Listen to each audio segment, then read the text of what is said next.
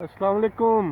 उम्मीद है सब ठीक होंगे। मैं सैयद अली मुश्तबा सैयद मुश्तबा व्लॉग्स के साथ लाहौर बागों के शहर रेस कोर्स पार्क से आपकी खिदमत में हाजिर हुआ हूँ।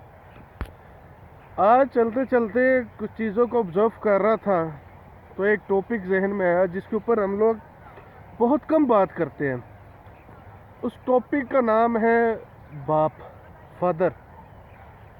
फादर से हमारा प्यार इस तरह से होता है कि हम उन्हें बहुत ज़्यादा प्यार भी करते हैं, लेकिन एक उनका डर शायद हमारे प्यार को एक्सप्रेस नहीं करने देता अपने बाप के साथ। एक माँ के साथ, माँ के ऊपर 100 नज़में, 100 कौल हैं, 100 कोट्स हैं, माँ के ऊपर अनगिनत किताबें भरी पड़ी हैं। बाप एक ऐसी चीज़ है जिसके ऊपर हमें कम सुनने को मिलता है, कम पढ़ने को मिलता है, कम किताबें मिलती हैं, लेकिन बाप का सेक्रीफाइस उतना ही होता है जितना माँ का होता है।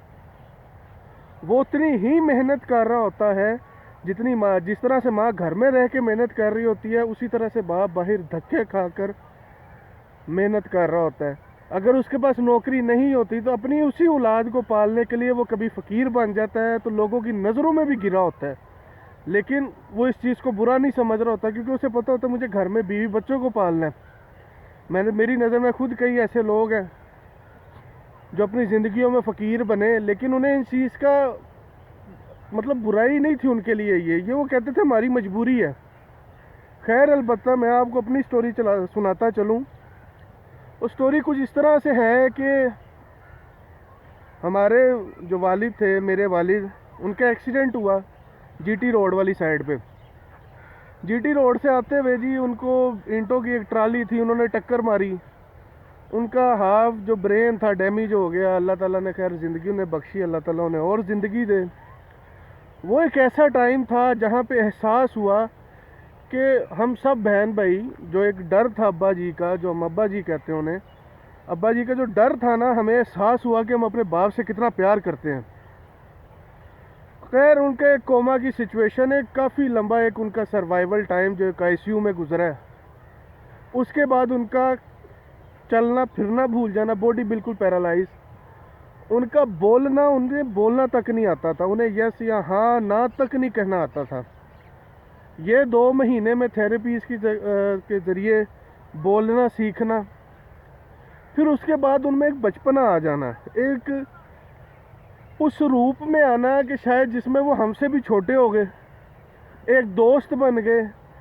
जो कभी लाडियाँ नहीं करते थे, आज उनके साथ लाडियाँ। लेकिन ये सब सारी चीज़ें बताने का मतलब ये है कि आज हमें एहसास है, उस वक्त में एहसास था कि चलो यार हमारा नहीं था, लेकिन अपने बाप से प्यार करते थे, हर कोई करता है।